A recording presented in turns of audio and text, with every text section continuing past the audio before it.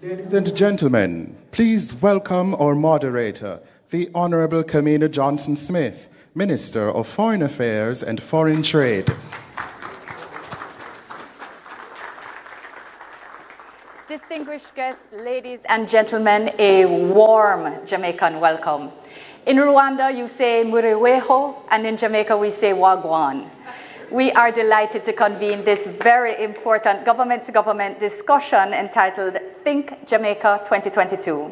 I am Senator the Honorable Kamina Johnson-Smith, Minister of Foreign Affairs and Foreign Trade of Jamaica, and I am honored to be facilitating the discussion between our two brilliant leaders, Prime Minister Holness and President Kagame. It's 1 p.m. here in Jamaica, so we say good afternoon to our audience physically here and online with us in Jamaica, and good evening to our live audience in Rwanda, who are 7 hours ahead. Now please join me in welcoming the Most Honorable Andrew Holness, Prime Minister of Jamaica, and His Excellency Paul Kagame, President of the Republic of Rwanda. Mr.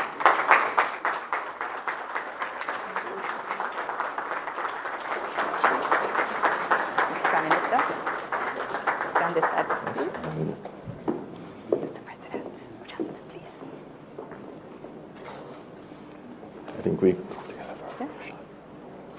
Can you come closer, please? Yeah. Mr. President, could you join me just a little? And we just take the photo.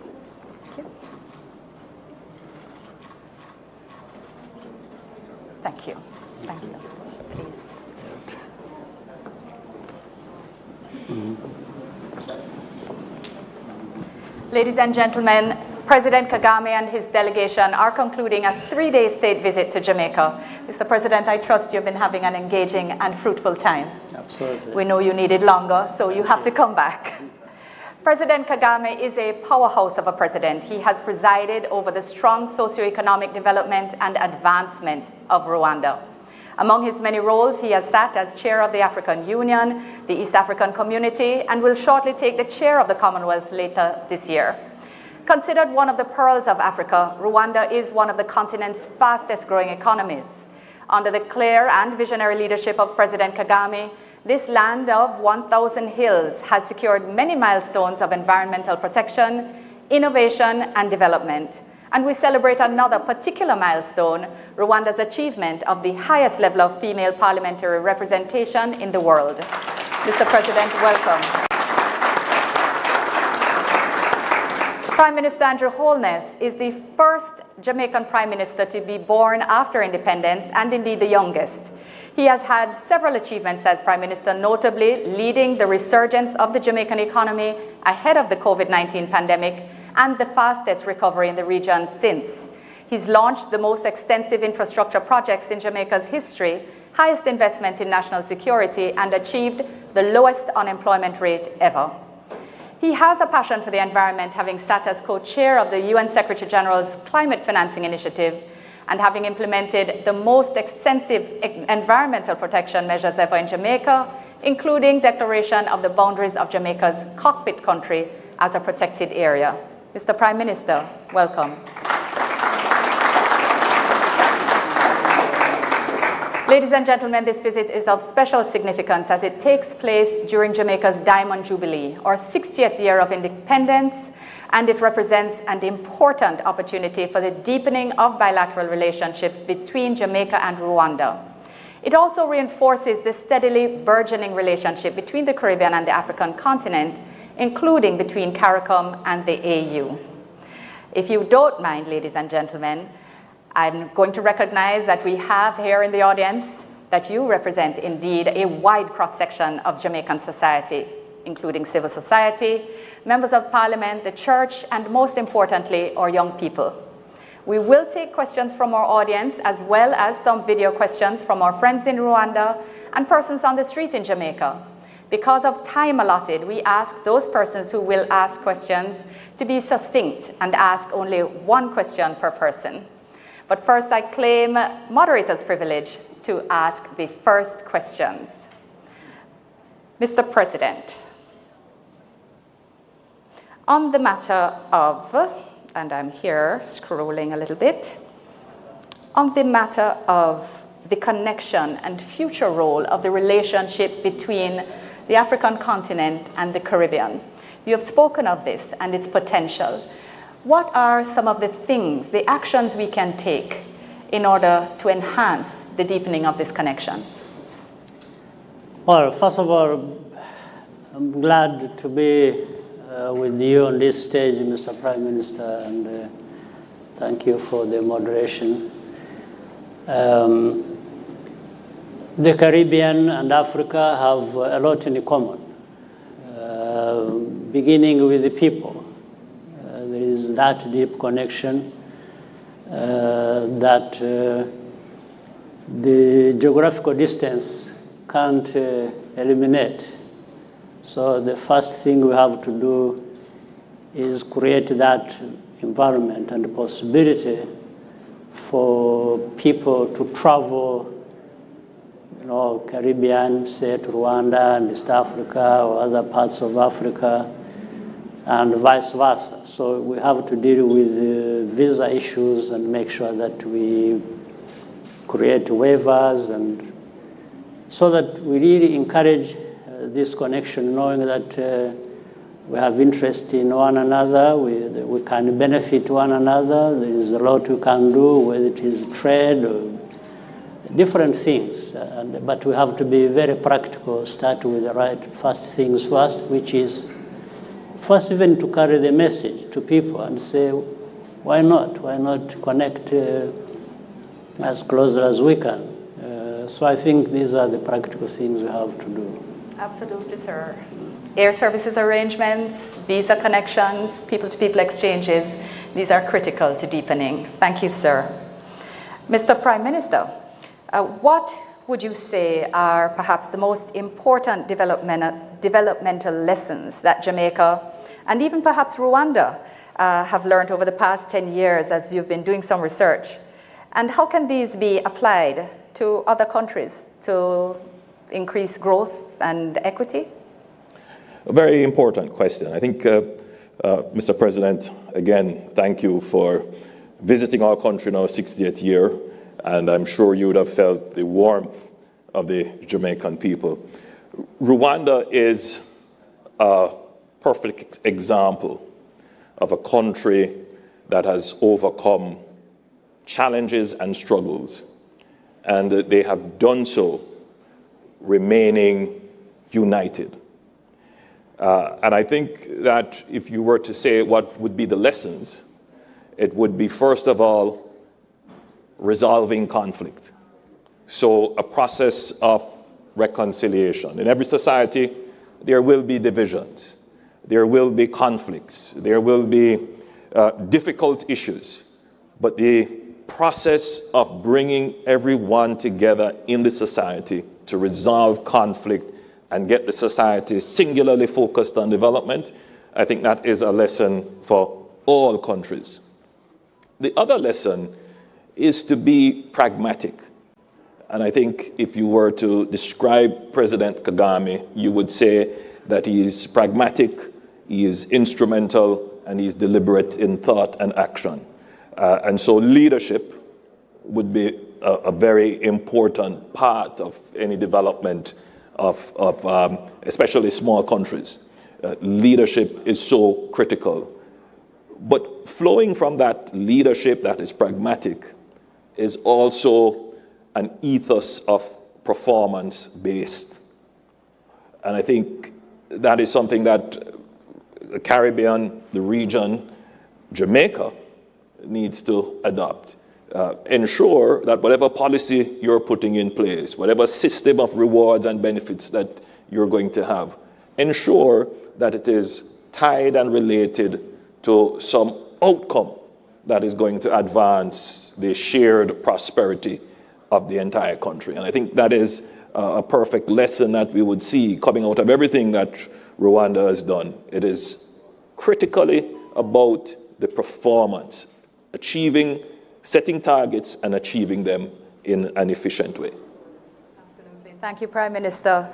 So conflict resolution, focused leadership, measurable outcomes, and performance-based management are sort of touch points for ensuring that a vision can be implemented. Thank you both very much. And if you'd allow me to now open the discussion with a few questions from our audience. We will take them in batches from the audience and then on video. I will start with 2 from our live audience before we take the videos, and I ask if you would introduce yourself before you ask your question. Or first. Thank you. All protocols observed. Good afternoon. I am Yannick Tracy, and I am the co-chair of the National Youth Advisory Council of Jamaica. And I just want to say thank you for inviting all our young people here today. My question is, youth participation in government policy formulation and youth development has been a focal area of many conversations worldwide. What would be your advice to youth leaders that are demotivated due to no support and a low priority given to their cause? And do you believe that implementing government policies that ensure ministerial and overall government support to appointed young leaders to be something that should be considered a mandatory approach? The question will be posed to the most honorable Andrew Holness.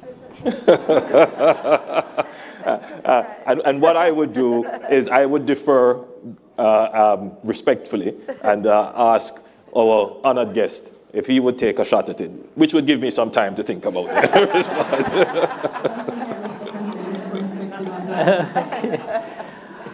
Well, here I think the young people we are talking about must be seen in the context of society and all people. But young people should be ready to learn and to take responsibilities. This one is not going to be handed to you, but rather you make an effort to make sure that you feel that sense of learning and responsibility, which therefore should propel you to that higher level where you take these responsibilities. So government, therefore, and government policies should be also making it easy and sensitive to the fact that everyone needs to feel they are participating or they are represented. That's why, therefore, let's say in a government, there is a need to have people of all ages, starting with the young people, so that they grow into that sort of situation where they learn, they take responsibility, and knowing that there are others coming behind, following in their footsteps. So policies must be sensitive to that. Leaders must be, and the connection should be complete if what I'm just saying is looked at critically. Thank you, Mr. President. Mr. Prime Minister, do you wish to offer view as well? I'll endorse what President Kagame said. But just to say that the asset of youth is energy, and you should use that energy to acquire wisdom. And you acquire that wisdom over time by experience. And what we should try to do, the older ones, I'm not included in that, should give the opportunity, but not necessarily the easiest path, to create steps that our youth can trod and elevate themselves, but they must have that energy, that desire, that drive to achieve, experience, and gain wisdom. And that's what we've tried to do, which is why we have made sure that there is an avenue for your participation in an event like this. Excellent. Thank you, Prime Minister. So learning and responsibility, and of course, energy and experience and the willingness, again, to go through a path in order to be able to best execute leadership at the appropriate time. Thank you both, Mr. President, Mr. Prime Minister. Our next question, please. Thank you. Good afternoon, Your Excellency, Mr. Prime Minister. My name is Grant. I am the president of the Jamaica Civil Service Association, and a Vice President of the Jamaica Confederation of Trade Unions and a membership of the National Partnership Council. My question this afternoon is, how has Rwanda dealt with restoring its public sector after the turmoil that the country had undergone? Thank you. Well, in our situation, say in 1994, we started from scratch. And in fact, what started right from the beginning was the public sector. The private sector was, first of all, at a low level or non-existent, and then whatever little there was eradicated, was removed by the events that happened in '94. So, but because there was political responsibility on those of us who inherited this mess, we tried to put together a team of leaders in different sectors to try and resuscitate the public sector, and from there everything else that would follow. And again, there's something that will always be helpful. It is to look in the eyes of people and give them hope and say, you are part of this. It's a fight, it's a struggle. It doesn't matter your background, you should be part of it, and you have something to offer. There's not anybody else going to do that for you, but we need to do it for ourselves. So that's when we started, starting with the security, which was lacking, the police. We already had fighters, for example, on our side who had taken over the situation. And then we thought of schools. Where do people go for health? How do farmers get to be helped by government institutions? And that's how the public sector started forming up. And we had to do it very quickly because there was dire need for that. And as we are doing that, leadership and governance and organization, these matter a lot. You do it in a sense, as I said, when you bring in everybody, you also want everybody to start trusting in the leadership, in each other, as to what they are doing, and what goals really are they clear that they are driving towards. So it was a complex situation where, the whole society had to do soul searching, to what is it that we can do? How do we do it? With whom do we do it? And how do we move from this very low point to and start bringing normalcy in life of communities? So then from there we started building, and we did very fast. But from the beginning, there was that sense of trying to be efficient. Whatever little resources were at our disposal, we had to make sure for every dollar you did what it was worth. And for everyone doing something, they had to feel a sense of accountability. You have to do what you are doing, but in the end, you have to show results.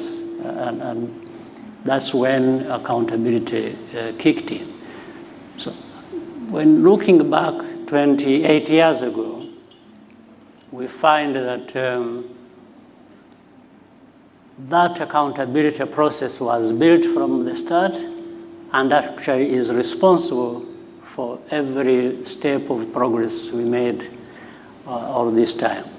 And therefore, in public service, there is that sense of, there is a culture that has emerged that started that time. Yes, a sense of urgency, a sense of accountability, and a sense of efficiency. And the leaders will always have to be there to ensure that all the pieces fit in with each other. Thank you so much, Mr. President.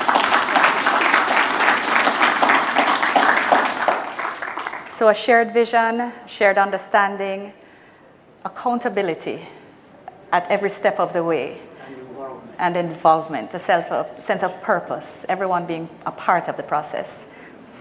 So you're not going to ask me? Prime Minister. I think this was a specific question, so we're going to leave this one with President Kagame. No, there are just two other words that we need to emphasize. Of course. Urgency. Urgency. And efficiency. Indeed. Indeed. So accountability, urgency, and efficiency.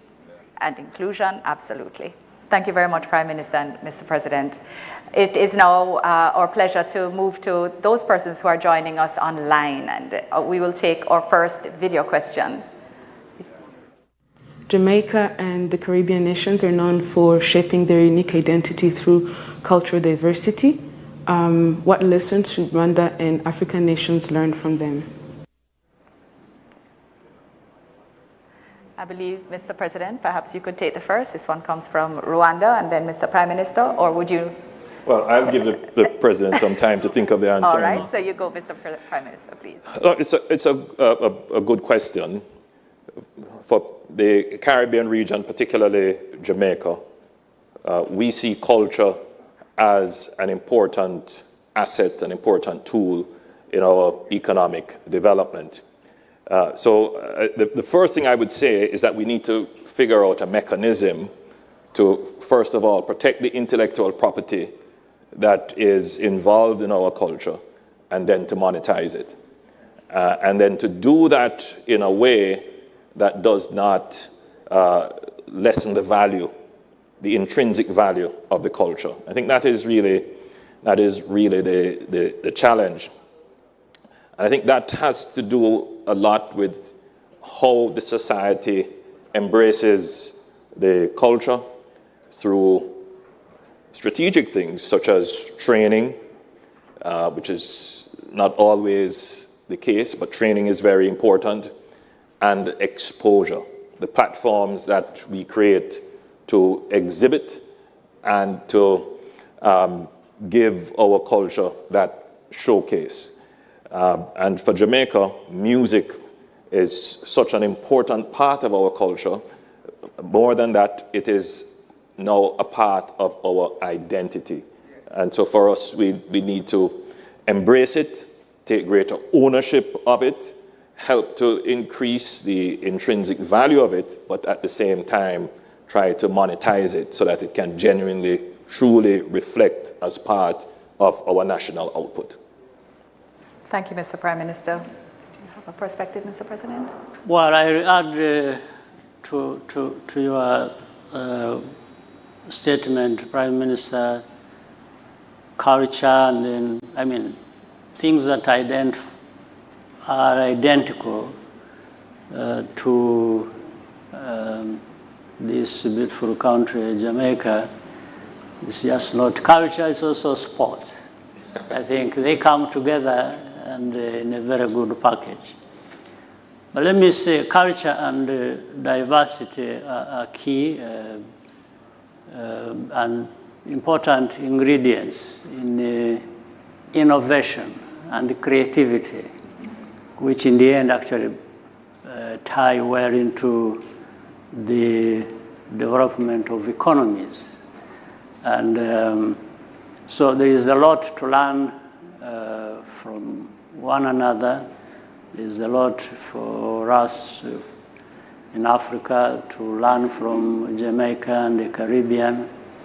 And in fact, diversity also, even in culture, create need and environment for respect of the other.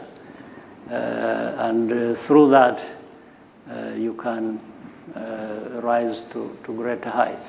So it's innovation, it's creativity, it's respect, it's how this can form a very solid foundation for economies and societies to develop. Wonderful. Thank you both. There's the social aspect, the economic aspect, and of course, the socioeconomic perspectives are critical for us to keep at the center of our discussions on culture and their deep value and intrinsic potential to both our nations and indeed the continent.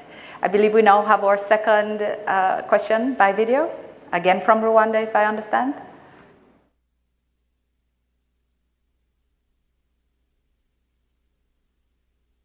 This is a question for the President of Rwanda. With 60% of the members of your lower house of representatives being women, what advice do you have for countries like Jamaica that want to increase female representation and participation in politics? Well, I will only share with you our experience, and I'm sure things may work in one place and not in another, or others work everywhere you apply them. But I will just describe to you what we did to reach that point where women in the past in our country were not considered, where there was a lot of inequality and so on. So what we do is really look at legislation, first look at the need, the problem, and then you legislate to make sure that the laws that are put in place are sensitive to that. But laws alone will not deliver anything. You have to make sure that there is not only that intent, but also the mechanism to make sure that what you put in place is going to work to deliver what you wanted in the first place. So we worked through the registration first because we understood the need and what we were doing. Then we also created a mechanism. We have a gender monitoring office in the government, which works across the board to make sure that the policies and the implementation part of things are actually in place and happening as we intended to achieve.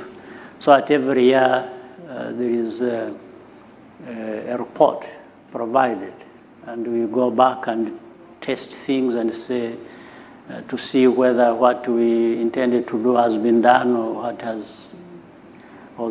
that was achieved as we intended. And then there is education. You don't take anything for granted. We say we want to empower women, we want to do this. Just talking about it and legislating and also monitoring is not enough. You still have to have efforts of outreach. You go to the communities and explain to women, and it even takes some reminding that this is a place for women too. It's not for, because we're in fact everywhere, but even in our case, we're used to leaving women behind. And sometimes they would not complain. It's like they also think that's normal. So we've made sure that men, women as well, understand that this is not normal to leave any section of our society behind. And that's how we got to that point. Thank you so very much, Mr. President. I saw our minister responsible for gender nodding emphatically as you spoke. So it's important for us as women to see ourselves as leaders. It's important to remind men and women that women belong in all spaces, including decision-making spaces, and of course, ensuring that there's reporting and measuring and monitoring and evaluation assists in implementation of every policy together with public education. So these are great guidelines for us to follow, and I see violent agreement in the audience. If we could now take our next question, Minister Green. Thank you. Floyd Green, Minister in the Office of the Prime Minister, with focus on our national identification system and digital transformation. President, Rwanda has been a leader in Africa in relation to digitization and innovation, and you've really used that to transform your economy.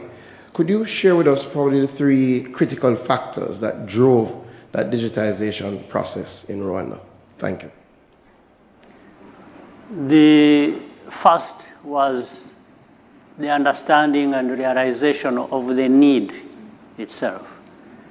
And for example, Rwanda is a landlocked country, and that means a lot, and it creates a lot of challenges, and we had to think of how do we break out of this landlockedness which affects us. So connectivity was one important thing on the agenda, that we need to be connected. We need to connect with each other. We need to connect with the rest of the world. And then this connectivity itself delivers, as we said earlier, efficiency, whether it is in agriculture, it's in health, it's education, it's name it. That is one comparing factor why we had to look at that. But now thinking about that and the need, and then, so you have to think about the drivers. There are things that connectivity is based on. One is the infrastructure. Also then the skills, if you have to apply it to different sectors for that to be more productive. So infrastructure, skills, combined with the urgent need for us to connect. And in fact, that very wide sector constitutes business in itself.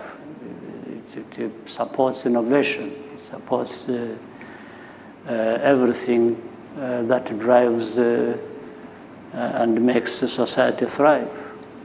Fantastic. Thank you, Mr. President. So we hear it clear when you can see issues as a challenge, being landlocked, or you see it as an opportunity to create an industry and an entire ecosystem around connectivity, the business aspects, the infrastructural aspects, and of course, developing the skill sets, which include human capacity development. So excellent lessons to learn once more as we take our next question.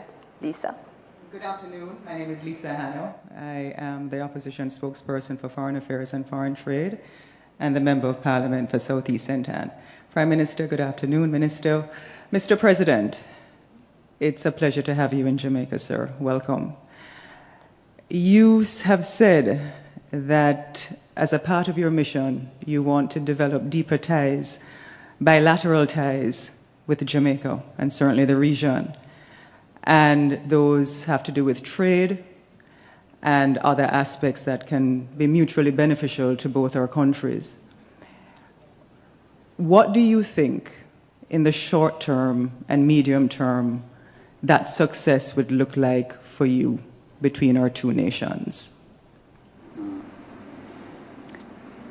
Well, in the short term, I think we are there. And that's why I'm here.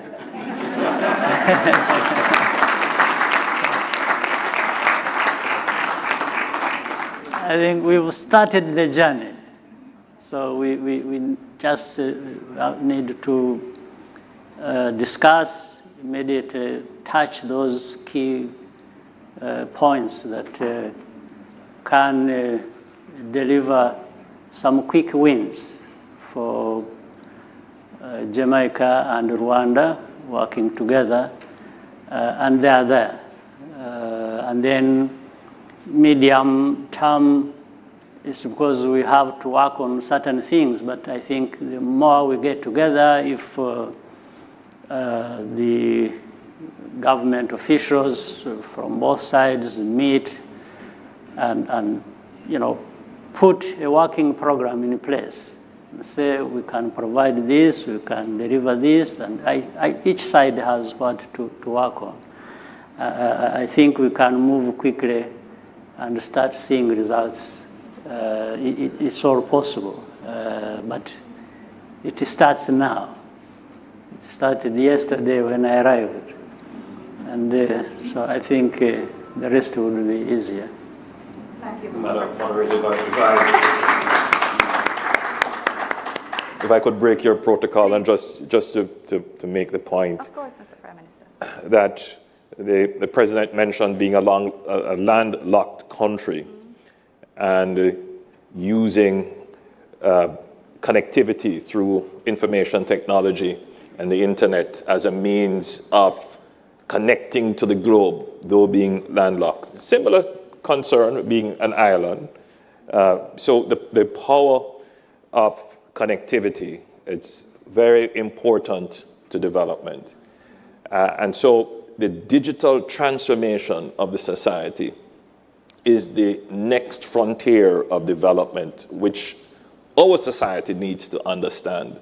And I think if you were to compare the development in Rwanda versus development in Jamaica, you would see that the great appreciation for the digitization of the society, meaning converting, as many of our administrative, bureaucratic processes into a virtual digital form, allows us to be able to make connections that are similar to trade connections, but virtually, to distribute value over the virtual network.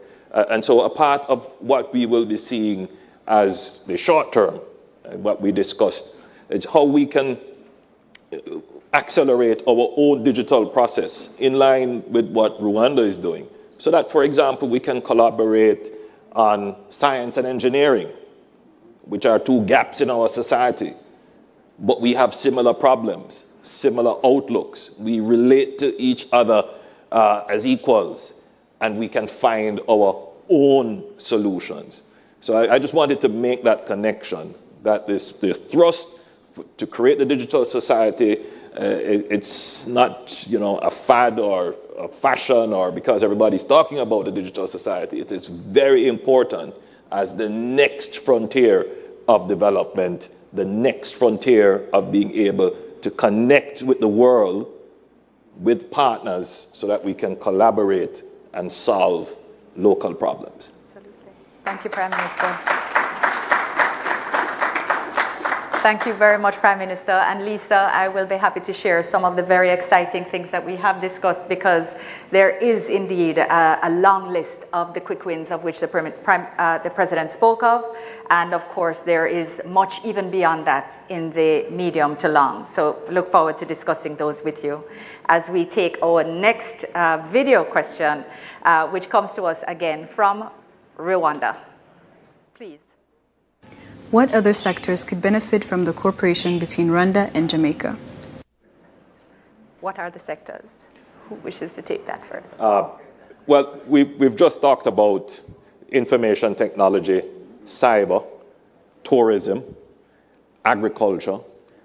We didn't spend too much time in bilaterals on education, but the President and myself, we spoke about education. And I think there could be mutual benefit in exchanging through our universities, particularly in engineering, cyber, agriculture, and, believe it or not, space technologies, which is something that we need to look at very seriously, certainly in terms of satellite communications and industries that are auxiliary to that. Mr. President, would you wish? I think that all of these are areas that, for example, in education side, we know we have Carnegie Mellon University, Africa, based in Kigali. We have African Institute of Mathematical Sciences, based in Kigali. That all the two I'm talking about serve the whole continent, like the Carnegie Mellon University of Engineering brings in so far 21 countries of our continent, of Africa, represented there, and still young people. So people from Jamaica could be part of that. And I said the Institute of Mathematical Sciences is there. We can collaborate on that. Space technology, as the Prime Minister said, we've already made some progress. We could partner and bring in Jamaica to be part of us. And in fact, right now, there are these big projects we are pursuing. We are also, towards the end of this year, we will be manufacturing vaccines and of different types using mRNA technology in partnership with BioNTech, the German company. So digitization is part of all this, and engineering is part of all this. And these are things we can pattern in without any hindrance or without taking too much time. Thank you, Mr. President and Prime Minister. And I know my counterparts are taking note that our principals have added to our list, which was already long. But it's wonderful because it shows the breadth of the potential that exists. If we could now take the next video question, which comes from Jamaica. The Republic of Rwanda is considered one of the cleanest countries in the world. In what ways could Rwanda partner with Jamaica to move in a similar direction? It's again, you know, in our case, how we started was here an issue of mindset change. And this can happen anywhere and can even happen better and faster with the partnership. Once there is this mindset change that there are things we can do for ourselves that are beneficial.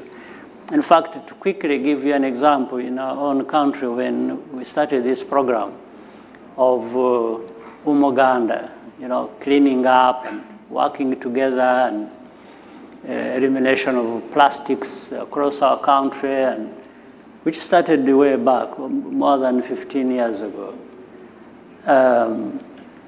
We would tell our people and even some leaders that while in Rwanda we have needed the donor communities to provide funds for education, for health, for this in partnership, do we really need any help or any money to just clean our homestead?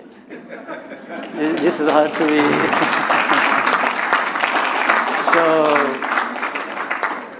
yeah, we always saw, when I'm sure everyone, when we were young kids, in our homes, we used to see our mothers or aunties, and you know, doing cleaning up around the homestead.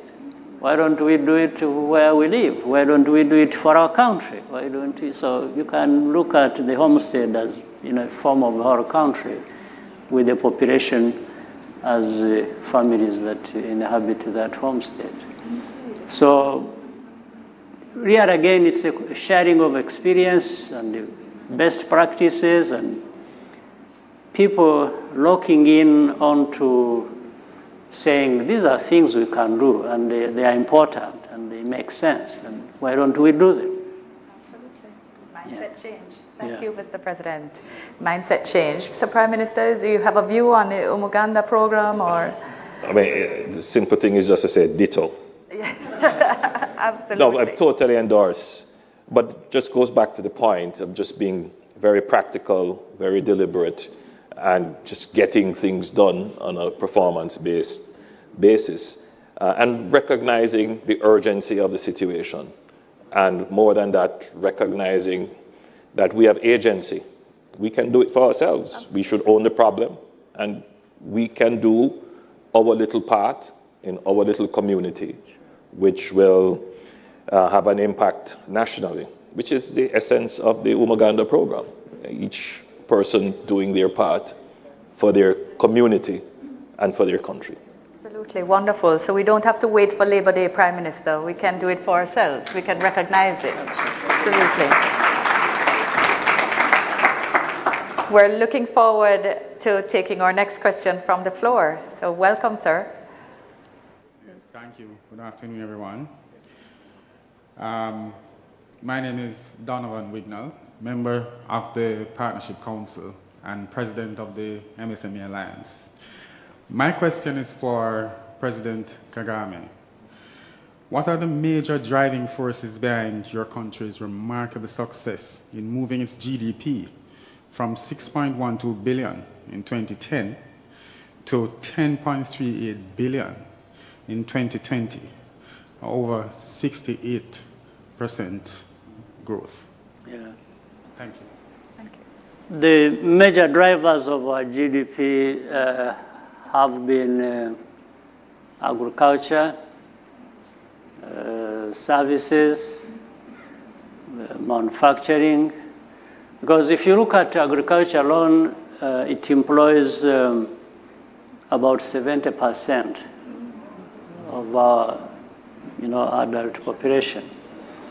And so what we did, therefore, was to try and add value to that, to whatever we are doing, whether it is production of coffee, tea, and in fact, we are in Rwanda, we are food self-sufficient. We even produce just the local consumption. There is sufficient food, and we export to our neighbors. And then we export these high-value crops like coffee, tea, and get money from that. Then tourism, of course, is another part that has been driving our GDP and growing it very fast. Our tourism is necessarily going to be different from, let's say, our neighbors. Maybe it could be different from what you have here, but of course there are always going to be similarities. We are a small country, very densely populated. We have about 450 people per square kilometer. It's a small country, relatively big population. We are 13 plus minus 13 million. So that's already high for a very small country. Just 26, they say it is the size of Maryland. That is 26,338 square kilometers. You pack in 13. So we have to always choose. So in tourism, we have selected high-end tourism. The offering is unique, is precious, so people pay high for it. Like mountain gorillas, visit with mountain gorillas. The mountain gorillas are very rare. In fact, that area where they are, Rwanda, Uganda, DRC, where the borders meet, that's the sanctuary. And that's the only place where you can find them in the whole world. And they're also very few. So it helps us to put a premium.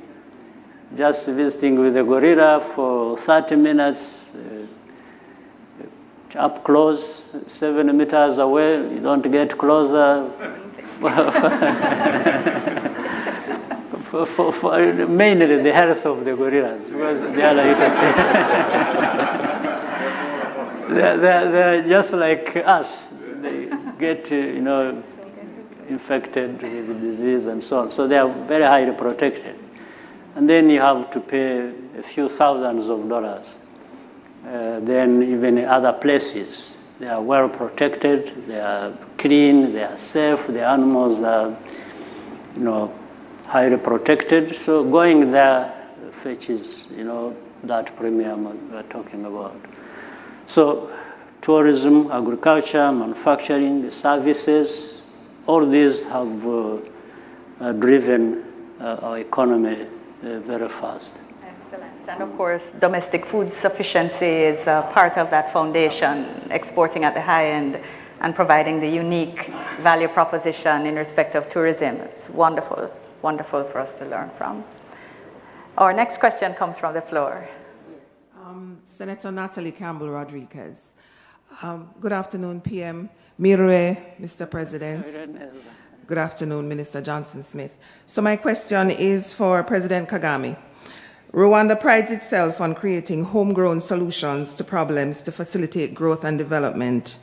Of the homegrown solutions, such as imihigo, which you referenced when you spoke about accountability, which two in your mind have had the greatest impact or will potentially have the greatest impact, and why do you think so? Well, I think it's not one approach or one single thing that is going to deliver. In fact, you find different efforts deliver well because they are connected.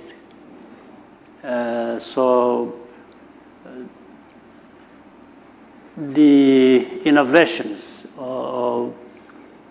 we have created, like the performance-based management, which earlier the Prime Minister referred to and the moderator. Imihigo means that. Imihigo means for example, in our country, the districts, we have 30 districts of the country, and in governance, we are highly decentralized. These districts tend to manage their economy, the part of it, first before we centralize it at the top. So we put them into a process of competition to deliver on certain goals the government has already, and which they have contributed to as well. Whether it is, as you said, education, health, gender, equality, cleanliness and environmental protection, different things. So they compete. And every year, end of the year, there is scoring on this performance. And so Buhiga is to say you will reach your target.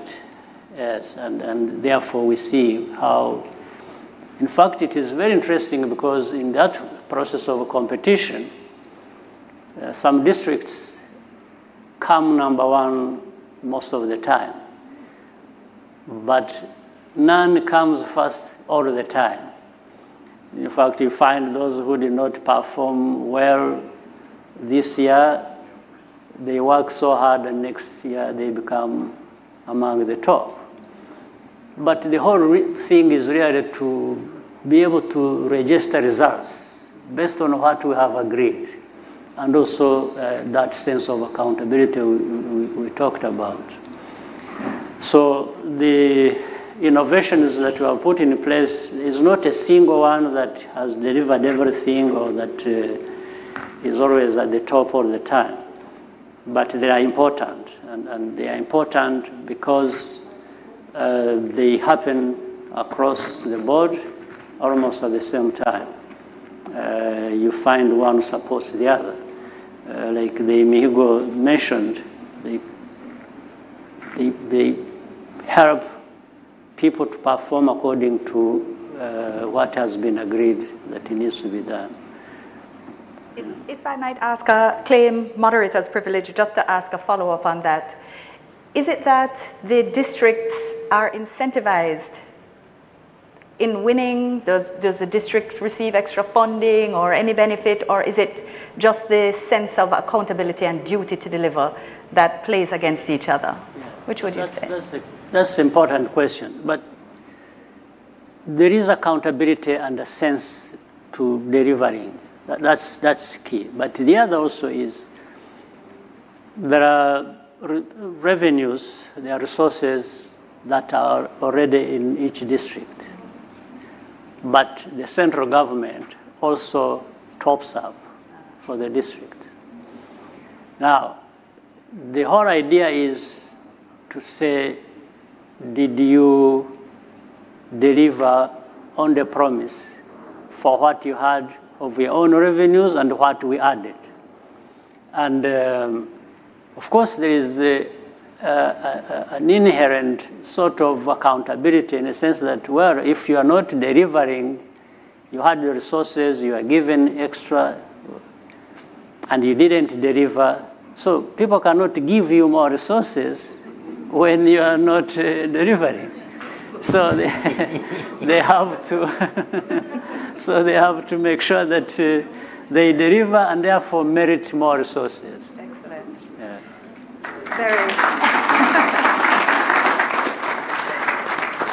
Very interesting lessons to be learned. Thank you, Mr. President, for accommodating my follow-up question. As we now go to the next question in person. Janice. Good afternoon, Mr. Prime Minister and Mr. President. I'm Senator Janice Allen, and I'm from Montego Bay, the tourism capital of Jamaica, and I'm the opposition spokesperson on tourism. So your mention of tourism just now and the focus that Rwanda has had in placing on the luxury market and also, from what I've seen and read, the MICE market, the major investments in those areas. If I might ask, Mr. President, what can you say, or how can you outline for me what accounts for the significant investments that we have seen in Rwanda's tourism development, and how do you determine the types of investments and monitor to ensure that the benefits directly redound to the communities in which these developments do take place? Right. I'll give you even a quick sense of where we started from. Because our private sector was weak, and it was more from the beginning, more or less things were being done by government all the time. Government started by investing, say, in hotels. We didn't have hotels that would accommodate even ordinary people traveling to Rwanda and are looking for good places to stay, or later on hold conferences. We wouldn't have that. Instead of waiting for the private sector to deliver on that, which is the right thing otherwise to do, the government invested in that and then asked the government to buy the assets. But if we had waited for the private sector and we told them, so, build a hotel here, build a hotel there, because there is this justification, the private sector puts their money where they want, not where you tell them to do. But if you have something up and running, it is easy now to go to the private sector and say, can you buy this? Because it makes sense. And they will be the first to see that it makes sense, so they will buy it. So that's how we started. We started by realizing, as we scanned around what could be offered and how, and what would bring the best offering for it, we invested. And then after that, we would sell to the private sector, we would privatize and pull out. So we kept doing it so many times, and including government-built conferences. The Prime Minister, you will see when you visit us, sir, during CHOGM, most of those things were built by government, but in the end, the government passes them on to the private sector. And so our tourism is, apart from the beauty of the country and what it had to offer, as I told you, the game reserves, the big five, the gorillas, and so on. Then there is also the luxury part of it, having good hotels in those places so that those who have the money can go and stay there. Then you have built conferences. So many conferences are taking place in our capital and even other towns, and it becomes part of attraction. And therefore, this is really how we built up our tourism sector on that basis.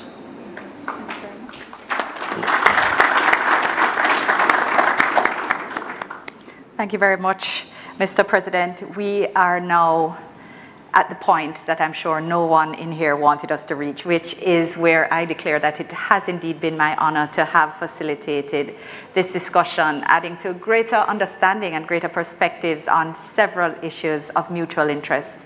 I hope that we can soon see the benefits of safety, economic growth, and even greater political stability in our countries as we continue on a path and as indeed, as we both share in the vision of our leaders to become shining stars in the world, although I kind of feel that we are already. I want to wish you all, thank you so much for joining us, and I want to wish you all a peaceful, prosperous, and productive future. We have leaders in here, Mr. President, Mr. Prime Ministers, young ones and less young. So we wish everyone productive futures, blessed Easters, and thank you again so much for being here with us, both in this room and online. Thank you, Mr. President. Thank you, Mr. Prime Minister, for sharing your thoughts with us.